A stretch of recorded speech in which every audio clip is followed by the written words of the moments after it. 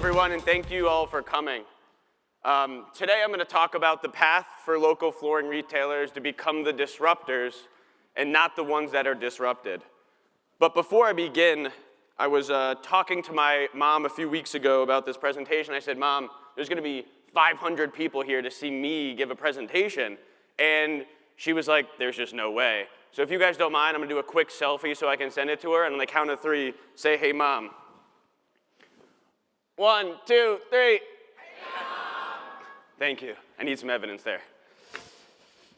All right. So today, again, we're talking about the path for local flooring retailers to become the disruptor. But before we begin, I had a few people ask me yesterday, Todd, how are you always responding on Facebook? How are you always responding via text? How are you always answering phone calls from flooring retailers? It's like you have an assistant. How are you always there? What is your day-to-day life like in the world of Todd? So before we talk about the path for flooring retailers to become the disruptors, I figured I would just give you a glimpse into my day-to-day. Now, some of you know I got married last year, which is why we pushed back FloorCon a week or two. And the number one advice I got from probably everyone was, Todd, happy wife, happy life. So every morning, I wake up, almost every morning, I wake up, get an espresso, and bring it over to my wife as she's sleeping. That's usually step 1 in my day. Check the box, happy wife, happy life. I then have to get ready. We just got a puppy in our New York City 1,200 square foot apartment. We got a puppy, great idea, I know. So I walk over to my living room, put my shoes on. I've got like 3 pairs of Allbirds. John Weller's got me addicted to this brand. And put on my shoes, get ready to go to take Murphy out.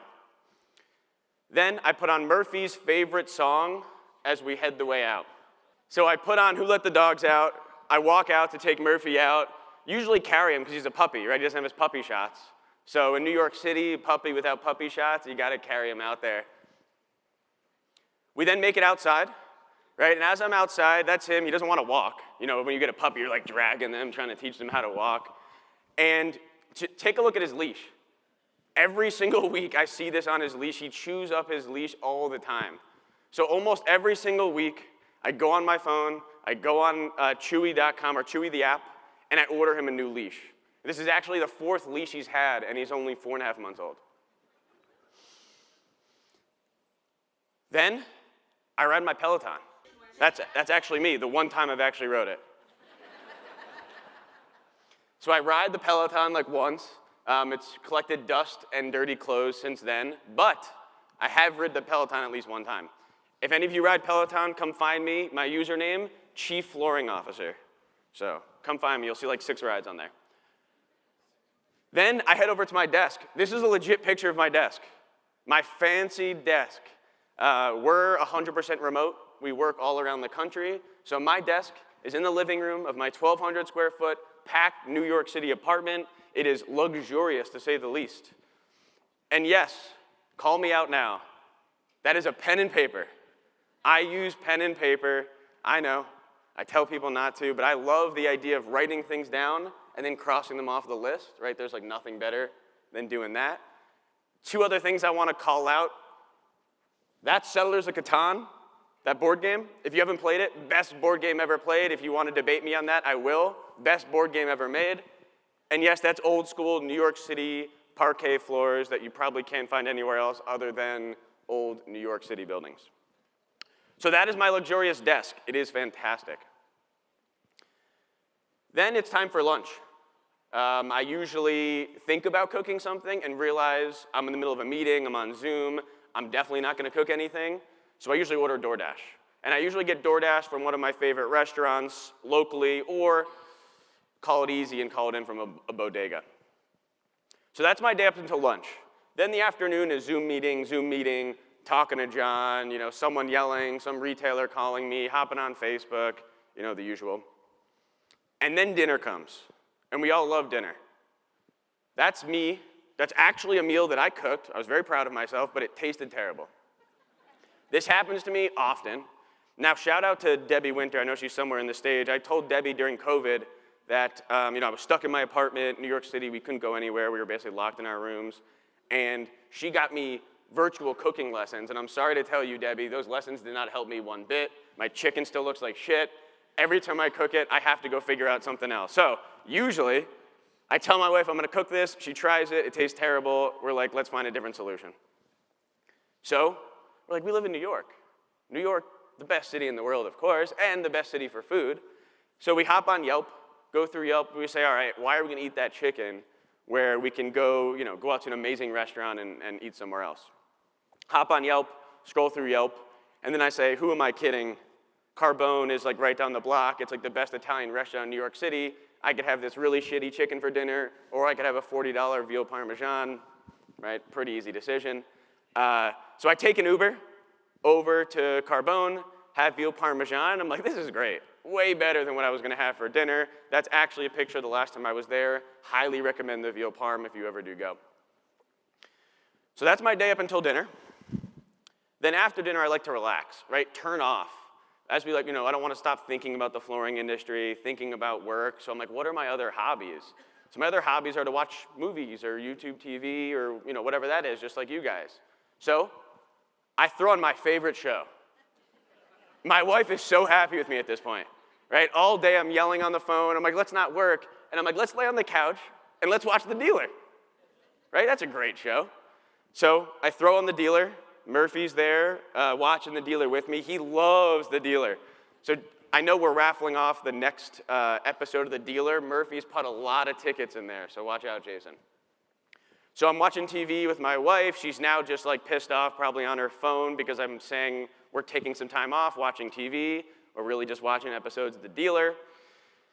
And then after that, I pass out. This is actually how I sleep, by the way. I sleep face first on the mattress with a pillow over my head. If anyone has suggestions on how to change that, it's one of the hardest habits I've tried to break. But this is actually how I sleep, right on my Casper mattress, time to go to bed. So that's my day.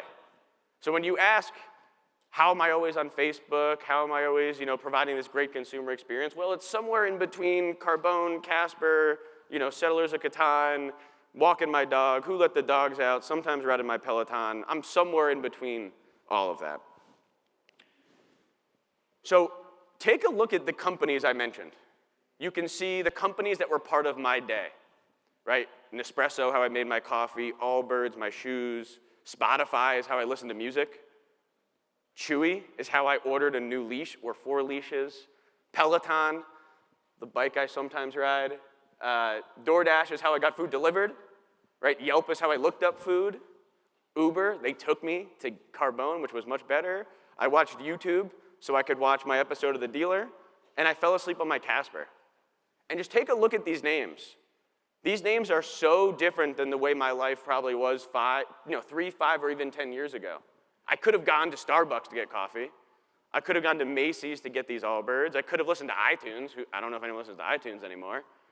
I could have gone to Petco. I could have even gone to Crunch Fitness. Could have just gone to Carbone. I could have gone to I could have read a newspaper to do reviews instead of Yelp. I could have taken a yellow cab instead of an Uber. Imagine that. I could have watched cable TV. I haven't had cable TV in 5 years. And I ordered my Casper mattress. It got delivered to my door in a box. Instead, I could have gone to Mattress Firm, and let me tell you, that would have been brutal. So my life has completely changed, right? All of these companies in my day-to-day have disrupted my life, and they've disrupted all of our lives, right? All of these companies I would consider disruptors, right? They've completely changed the way we do our day-to-day without us even realizing it. But disruptors is it's got to be the most overused word. It's the most overused, misused word. Everyone wants to use disruptors. Everyone says disrupt this, disrupt that. I'm getting pretty sick of the word disruptors. It's actually on my list. It's number 5 on my list of most overused and misunderstood words. Only after number 1, metaverse. I'm still unclear what the metaverse is. I know Mark Zuckerberg and Facebook and Meta, whatever they are trying to tell us what the metaverse is. I like to live right here. I don't understand the metaverse. I don't know about you guys. It's right after luxury vinyl plank. Listen, I'm outside the flooring industry. There's nothing luxury about plastic on a floor. But let's keep calling it luxury vinyl plank because that's all I hear. It's right above co-op advertising. I'm sorry, I don't understand co-op advertising. Why do we, as local flooring retailers, spend our money advertising manufacturers' brands? I don't care if that's half off. I don't care if that's 25% off. I don't care if that's 75% off. Co-op advertising to me is manufacturing the advertiser's brand. And every manufacturer wants to go out there and say it. Well, I'll say it here first. Co-op advertising is the most overused, misunderstood words. It should just say, help us advertise our manufacturer brand that's also in the box stores. Number 4, pillowed edge. I know nothing about pillows. I don't even sleep on a pillow. So pillowed edge in flooring, like, come on, I have no idea. Then number 5 is disruptor. So it's not number 1 on my list, but it's in my top 5. And you can see right behind it, wear layer, free labor. I mean, we all know there's no such thing as free labor.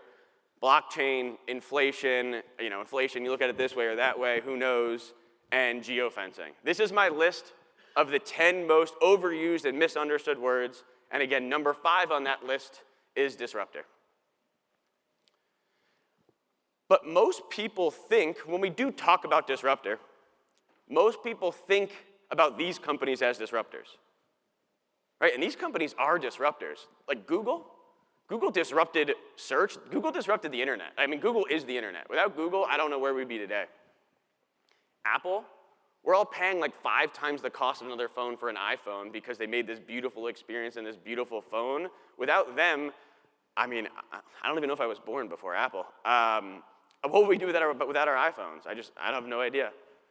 And Tesla, Tesla were the first people to build really good electric vehicles, and they are completely changing the automotive space. Right? These companies are very obviously disruptors, and when I talk to retailers, they say, yeah, I want to be a disruptor, but I'm not, I'm a flooring retailer. Disruptors are like Google or Broadloom or Apple or Tesla. We're not disruptors. And I get it. Right? These companies that I just talked about are technology disruptors.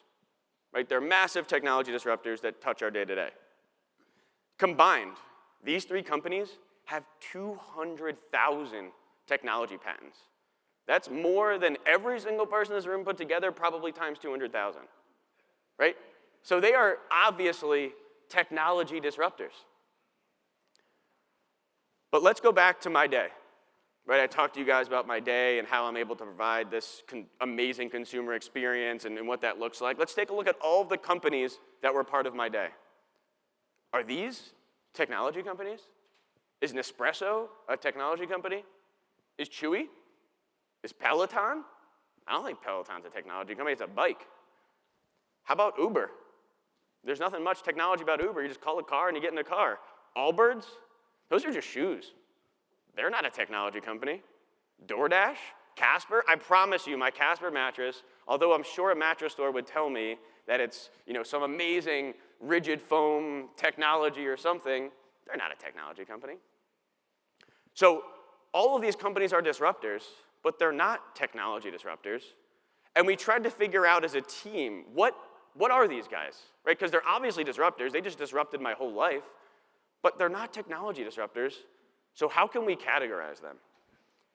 And in my opinion, there's a new class of disruptors forming, a class that every single person in this room can learn from, and that's consumer experience disruptors. Right? So all of the companies you just saw have no real technology, but what they've done is they've created a better consumer experience, and that's the opportunity you guys have. You're no different than all the other companies put on that list. Now, I don't expect you to be a technology disruptor like Google or Apple or Tesla, but could you be a consumer experience disruptor like Casper or Nespresso, my coffee machine, or Allbirds? Absolutely. And your opportunity is unbelievably amazing. So our team looked into consumer experience disruptors. We said, all right, so there's this new class of disruptors called consumer experience disruptors. What makes up a consumer experience disruptor? What genetic adaptations do these consumer experience disruptors have? How can we figure out how to become a consumer experience disruptor so we could help the local flooring retailer become a consumer experience disruptor? And we found really we did a lot of research. We found really 2 what we call genetic adaptations of these companies. The first one being all of these companies add value, not vanity. And the second one is they all are willing to overcome adversity. And when we looked at all of these companies, it could all be boiled down to these two things. Here are the two genetic adaptations of every consumer experience disruptor. And if you think about these two things, you can also be a consumer experience disruptor. So I'm going to walk you through these two genetic adaptations. But before I do, I think it's not fair for me to talk about genetic adaptations on stage without telling you guys about my own genetic adaptation. I'm addicted to my cell phone. That's me as a child on my phone. I don't know how old I am there, but we'll go with like 5 years old. And this is me 2 minutes before my wedding. So before I go in and talk about genetic adaptations, let me just be clear, I also have one. I'm addicted to my cell phone. All right, so the first genetic adaptation that all of these companies have, and something where it really relates to the flooring industry, is add value, not vanity. I hear these words all the time. And when I hear these words, I look like this. I look crazy. I literally turn crazy when I hear these words. Ceramic bead, HD, embossed and register, aluminum oxide, painted bevel, rigid core, accented bevel, pillow edge. We sound crazy.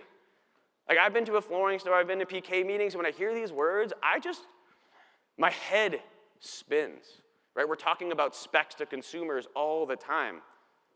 Now, what do you guys see outside of crazy words and me looking crazy and all these specs? What do you guys see when you see this? I'm going to give you a hint. Now, what do you see when you see it? Because this is what the customer sees. This is what the customer sees. We got to see the forest through the trees when we talk about specs, because when we talk about specs to customers, they look crazy like I do, and they can see the forest through the trees. I'm just going to give you the answer. They see cheap traps, right? When you say all of these things, it's really easy. They look at you and they're like, damn, I'm getting sold something. This is a cheap trap. And if you sell on specs, they'll walk out the door, or they'll be super confused and go visit 5 other your competitors until someone wants to actually sell them on value, outcome, and benefits for them, not cheap traps.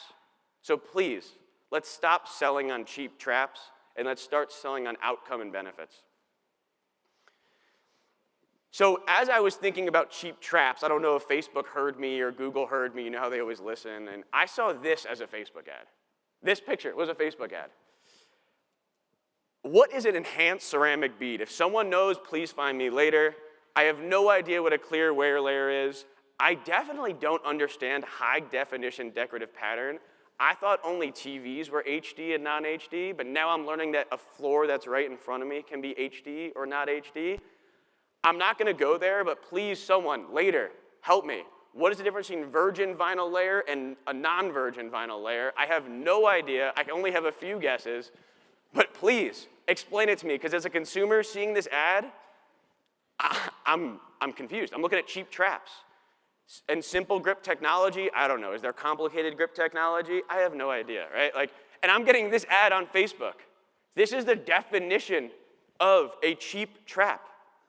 Now so I saw this ad, and I was thinking to myself, what sterile, miserable company, hopefully it's not one of our retailers, because I'm going to go yell at someone on our team for helping market this, what flooring company that is extremely sterile is going to advertise like this, advertise a bunch of cheap traps? So I'm going to give you guys a hint.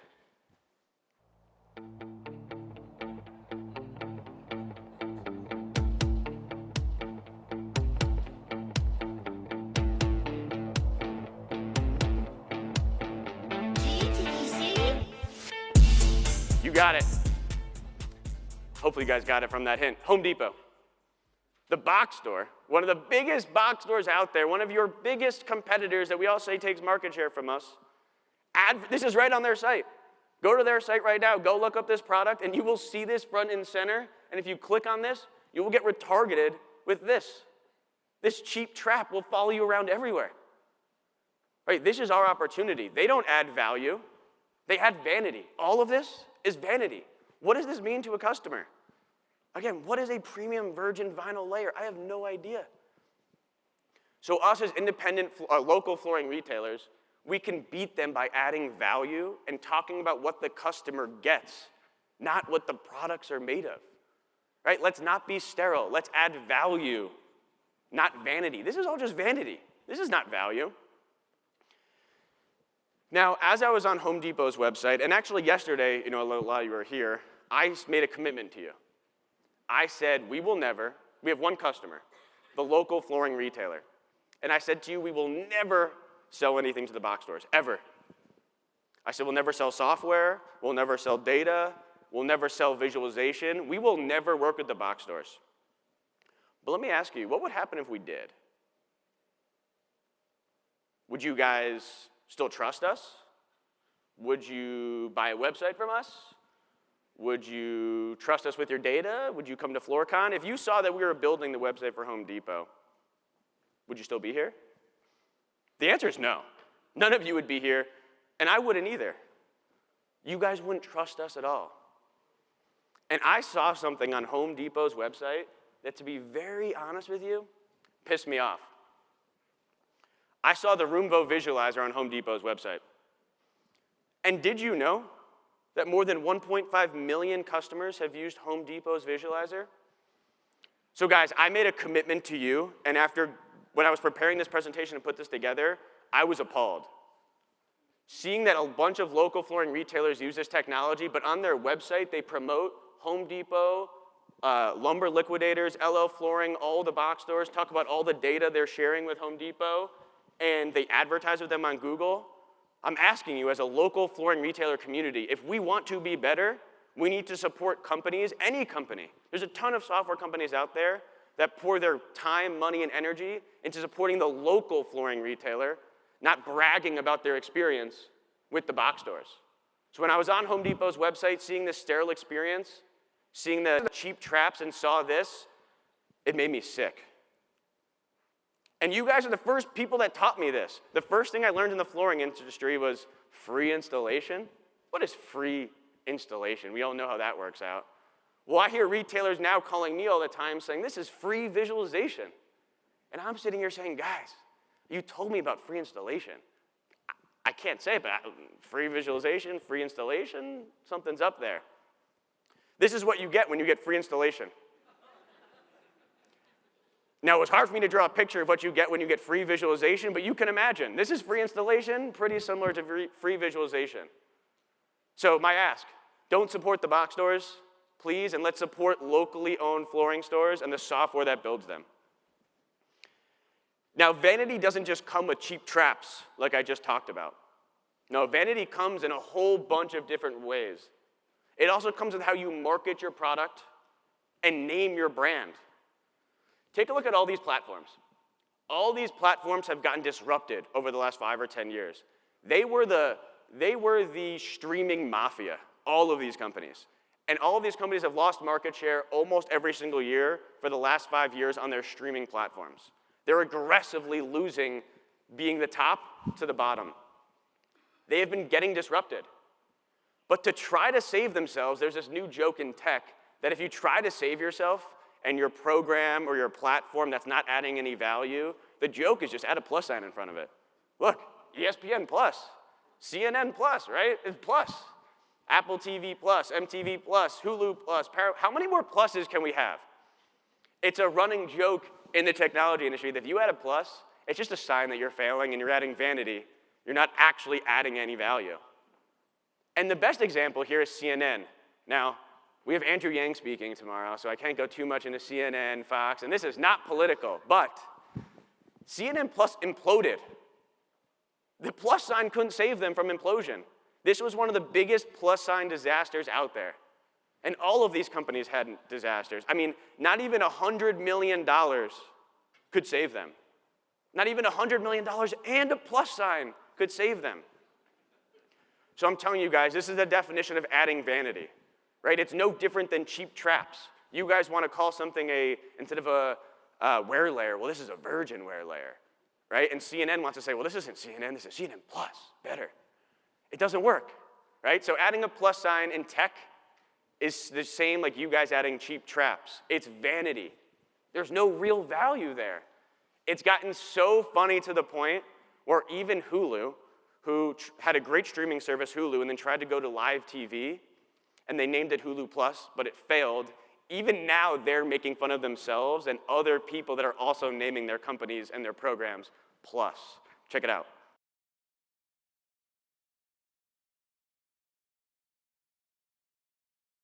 So that was actually a really good ad, but they're making fun of themselves that anyone that is failing, or a program that is failing, just goes, well, it just had Plus.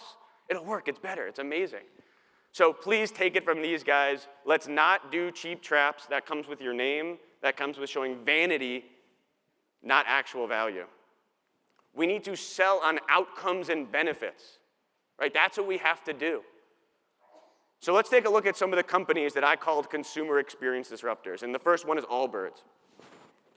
So Allbirds is a direct-to-consumer shoe company. They started with just 5 SKUs. They've expanded since then, but they were kind of the kings of curation. Well, how do they explain their products? They don't talk about how it's made and all the specs and everything, no. Right on their website, they say, these are ultra-comfy Gips made from natural materials. Okay, so I know what I'm getting, an ultra-comfy shoe. I'm not getting a virgin wear layer sole, that I can put on my foot.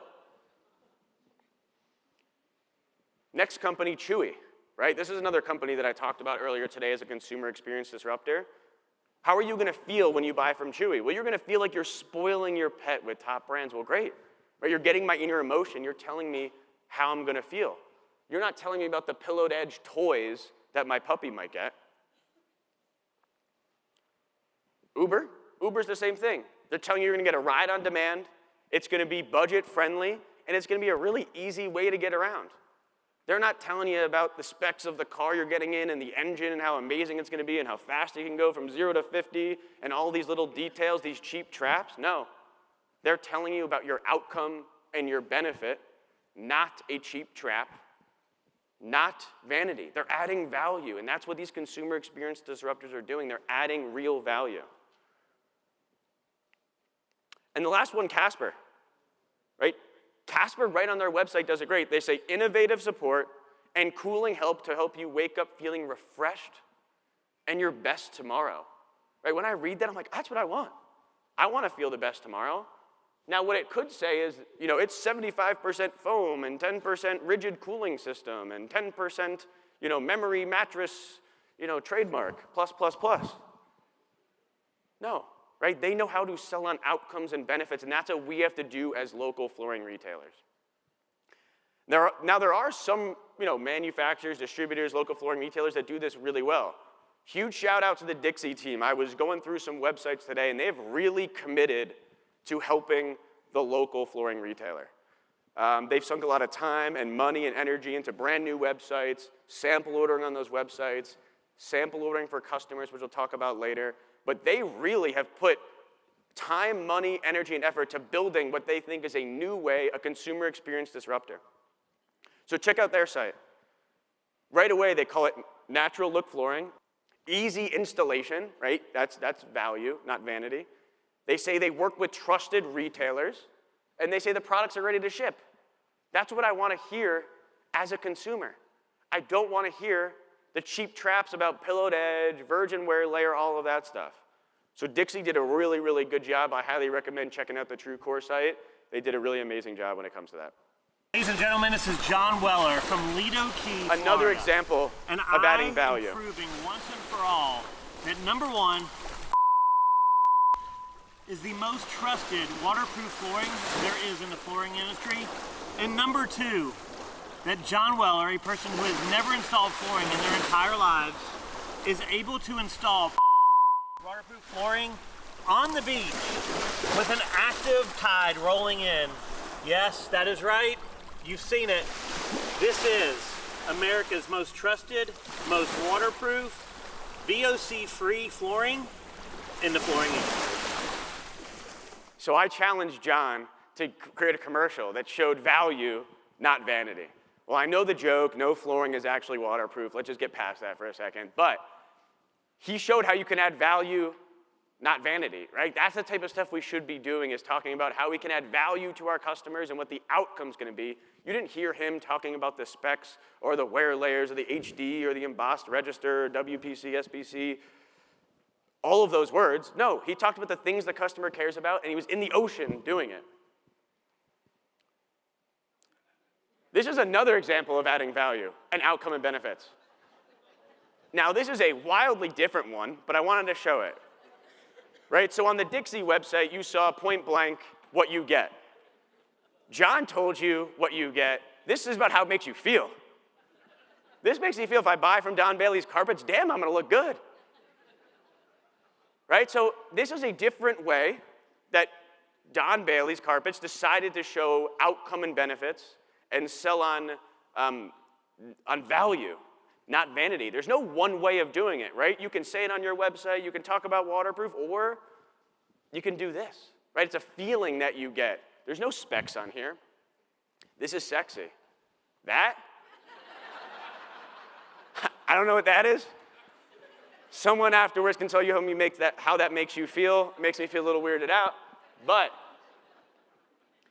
it's all about adding value, not vanity. And again, value comes in so many different ways. It comes from the ocean. It comes from, Don Bailey. It comes from the way Dixie does it on their website. We have to stop selling on specs. We have to avoid cheap traps. Anytime if I ever hear another retailer talk to me about any of those things, I'm just going to say, you are a cheap trap. Please, please stop. We need to start selling on outcome and benefits. If we want to beat the box stores and beat them with their sterile marketing and their embossed and register and their virgin wear layers, we have to sell on outcome and benefits because that's what customers want and that's what consumer experience disruptors do. All right, so that was the first genetic adaptation. The second genetic adaptation of every single one of those consumer experience disruptors is they all overcome adversity. Not a single one of those companies said, well, it's the way it's always been done, so I'm not going to change. If Nespresso said that, they would just be another Starbucks. If Peloton said that, well, Crunch Fitness is working, so why not just open a gym? They'd be gone. If Casper said, well, mattress stores have been around forever, it's working, right? So why don't I just open a mattress store? Well, Casper wouldn't be here today. So all of these companies do not stand for the idea of the way it's always been done is the way it's going to be done or should be done. Right? They all were willing to think differently and overcome adversity. So everyone faces adversity, right? Adversity isn't just in business. We face adversity in our personal lives, personal health, business, the economy, competitors, employees, right? Life isn't just rainbows and butterflies, right? Everyone faces adversity. And we face adversity in our lives, right? We've all had personal health scares or, problems with our family or our friends, and we adapt and we change, right? And we get better from it and we learn our mistakes. But how come when it comes to business, a lot of people keep making the same mistakes, not adapting and just saying, well, that's the way it's always worked? No, that's not the way it's always worked. Imagine if that's how you treated your personal health. Well, 100 years ago, they didn't have these machines and all this medicine, so I'm not going to take it. No, right? We adapt. So treat your personal health and the same way you treat your business. Adapt. Try the new things. Try the new medicine. So as flooring retailers, you really have two options. You could be this guy, right? Well, everything's burning around you. Just say, I'm not going to change. This is fine. You can drink your coffee. You can ignore everything that's going on around you. You could ignore the changing world. You can just tell yourself this is fine. Or you can take your business by your own hands, do the work, and control your own destiny. Right? You really have two options of which retailer you want to be. And when we looked at all of these companies, we said, all right, they all have decided that they're going to be the businesses, these consumer experience disruptors. They're not going to be the ones that say, yeah, this is fine. They're going to be the ones that face adversity and overcome it. And when we looked at the leaders of these companies, because all of you guys are leaders of your companies. So when we looked at the leaders of these companies, it was really, really interesting. There's two different types of leaders. There are peacetime leaders and there are wartime leaders. Those are the two different types of leaders that all of these consumer experience disruptors had. And this is what I highly suggest you think about who you are. Now, a peacetime leader, let me talk about what a peacetime leader is. A peacetime leader, generally your company has a large advantage in the market, and your company's doing really, really well. And in peacetime, your focus as a business is on expansion and reinforcing your strengths, right? So when you're in peacetime and you're a peacetime leader, this is what you focus on.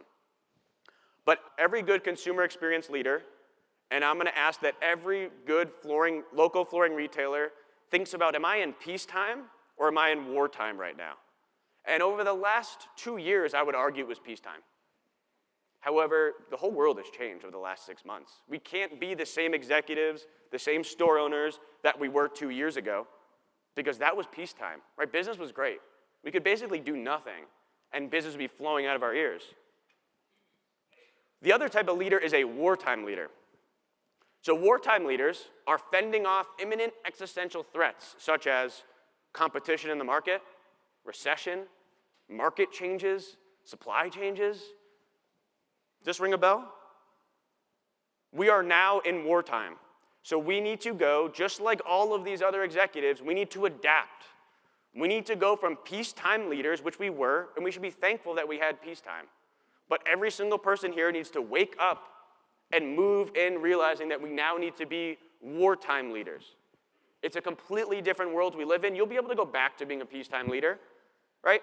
As soon as things calm down, we get out of a recession, consumer inflation comes down, people have more money and more confidence, we will go back to being peacetime leaders. But as a good executive, you have to look yourself in the eye and say, is this peacetime or is this wartime? And right now, we are in wartime. So, if you look at the difference, I'm just going to provide you a few different situations. So in peacetime, leaders focus on the big picture and larger decisions.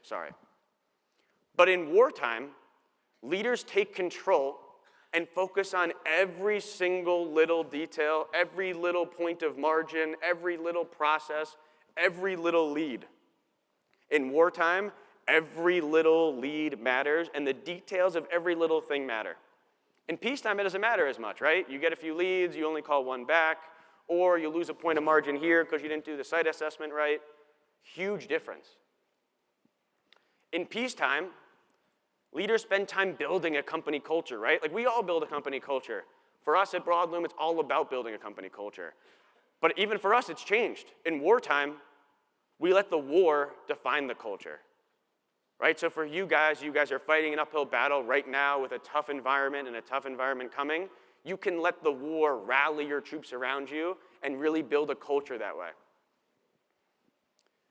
In peacetime, leaders think about expanding market and growing and buying businesses and growing their position. Well, in wartime, leaders are paranoid and think about winning the market. Right now, generally in wartime, they're paranoid, they're always looking at their competition, but great leaders are stocking up ready to take advantage once the market changes. But good wartime leaders are always paranoid and always getting ready for when peacetime comes. And lastly, peacetime, you partner with everyone. Right? You partner with everyone, you want to do great with everyone, you want to shake hands, you have a friend that's a rep and you really want to keep selling his products, although you only sold 10,000 of his products last year. You partner with everyone, every supplier, so great to see you, thanks for coming to my showroom. You let everyone come in and waste your time giving you PK meetings. No, your time is valuable.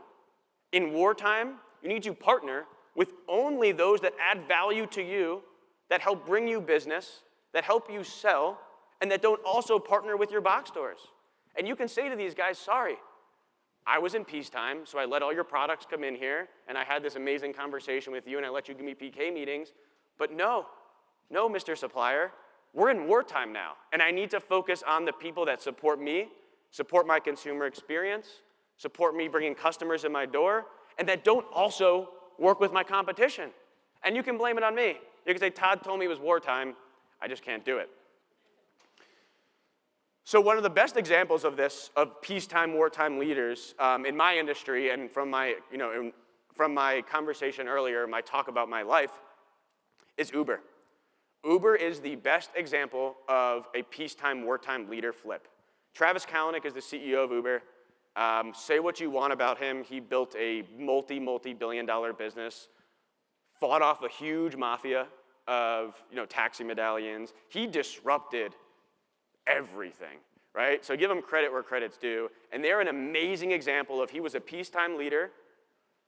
They grew the business, and then what happened? The mafia came in. All the big executives from all the medallion companies and the government and the lobbyists and all these people said, no, you can't do this. The way it's always been done is medallions, and the way it's always been done is yellow cabs. Like, you can't do this. So what happened? Travis, when faced with adversity, turned into an absolute wartime leader.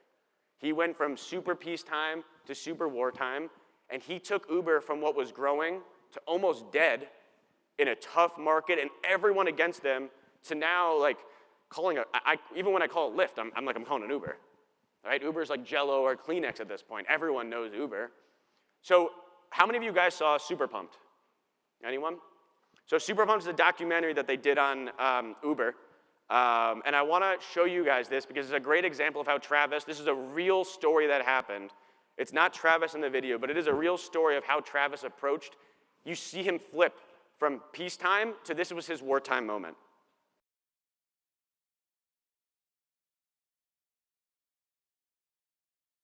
So that's obviously a reenactment, but that's a true story of what happened when they got a cease and desist letter from the taxi industry. And he went from being like the nicest peacetime CEO to he recognized instantly it was wartime. And you notice some things in there, right? He let the war define the culture, and he completely changed from letting other people make decisions in little details to absolutely becoming paranoid, grabbing the bull by the horns, and going after that. Now, he's a disruptor, right? He's a consumer experience disruptor, and he knew the difference between peacetime and wartime. And that video, really resonated with me. I said this yesterday, but I just want to say it again just so everyone has it crystal clear, because there's a lot of rumors flying around that if you saw this yesterday, you could even help me with the last slide. But similar to them taking down the mafia or the taxi mafia, there's a lot of rumors that we're trying to take down the old school flooring mafia, and some of you heard me talk about this yesterday, but I thought it was fitting with the same with the taxi industry. We're not like Uber. We're not trying to do that. Broadloom is not trying to take down the old school flooring mafia. So if you are a part of it, which you're probably not because you wouldn't be in this room today, but your friends and other people in the industry might be, please let them know. Please. Let them know from my mouth to their ears, we are not trying to take down the old school flooring mafia. That is definitely not what we're trying to do. Too many rumors going around, so please help us squash it. I don't want that to happen. Instead, like Travis said, together with everyone in this room, we are building the new flooring mafia.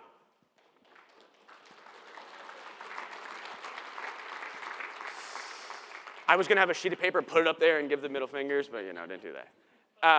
But I truly believe that, right?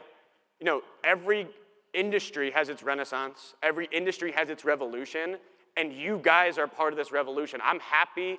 I'm lucky. Our company is lucky to be part of it.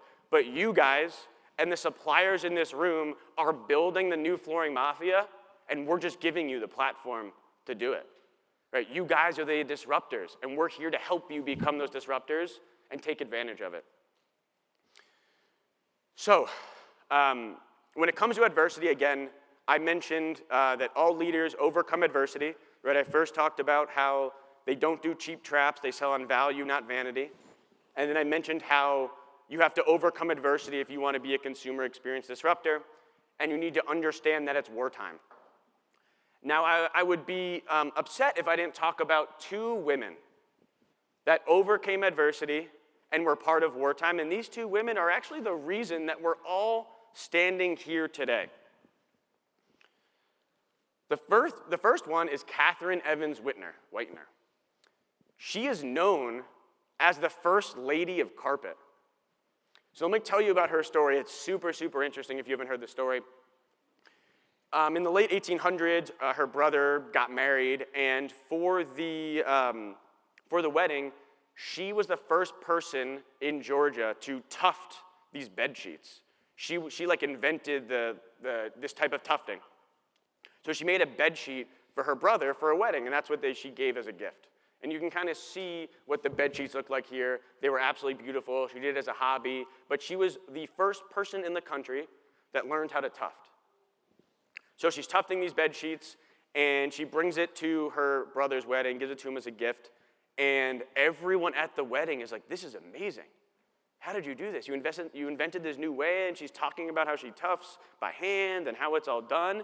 And every single person at that wedding was like, how can you make me one of these? So she was an entrepreneur, and she said, okay, well, I'll figure it out. So she overcame adversity. She tried to do it herself. And then she went to all the people in her town. She went to all of the people in her town and said, hey, I need your guys' help. I have work for you. We need to start tufting. So she had hundreds of people in her town learning to tuft. She was the whole reason that tufting started. So everyone in the town learned to tuft. They were making tons and tons of bed sheets to the point where the road from Florida to Georgia, where she is, was called Bed Sheet Alley because she was making so many bed sheets. There was traffic from people from Florida in the late 1800s to Georgia just to get her bed sheets. She couldn't sell enough bed sheets. It was peacetime, right? Just like you guys over the last few years, it was total peacetime. You could get so much business, you couldn't think straight. But then, and she had hundreds of employees tufting. But then the early 1900s came and people stopped buying the bed sheets. People stopped buying them, like they just weren't in demand anymore. So she had two options. She could sit there and drink her coffee and say, this is fine. Or she could do what Travis did, right? She could be a wartime leader, and she could adapt and change with adversity. So that's what she did. She created bathrobes. She went to her whole company, I guess, and said, hey guys, I know you're tufting bed sheets. Let's all tuft bathrobes. Turns out that also failed. So all of her employees that were tufting were saying, listen, Catherine, we got to go find other work. We can't tuft anymore. No one wants bed sheets. No one wants bathrobes. What are we going to do? So she faced adversity one more time, and she continued to be a wartime CEO. So what did she do? She started tufting carpet. And where was she located? She was located in Dalton. And that is why all of the carpet started in Dalton. She created Dalton. She created the carpet industry in Dalton. And she did everything, right? She had peacetime. She had wartime. She overcame adversity twice. And without her, we wouldn't be where we are today, right? Who knows? Who knows if we've been making carpet in the U.S.? We can make it anywhere. The city of Dalton wouldn't be what it is today. All thanks to Catherine Evans-Whitner, who overcame adversity, added value, and knew when it was time to go from peacetime to wartime. So before I end, there's another woman here that overcame adversity and was the reason that we're all here today. That's a picture of me. And I was lucky enough to put on this event with our entire team at Broadloom. And without me being here and our team here, we probably wouldn't have FloorCon 2022. Maybe someone else would do it, maybe not. So with that, I'm excited to introduce you to the next peacetime leader, the next person that overcame adversity. Please give a standing ovation to my mom.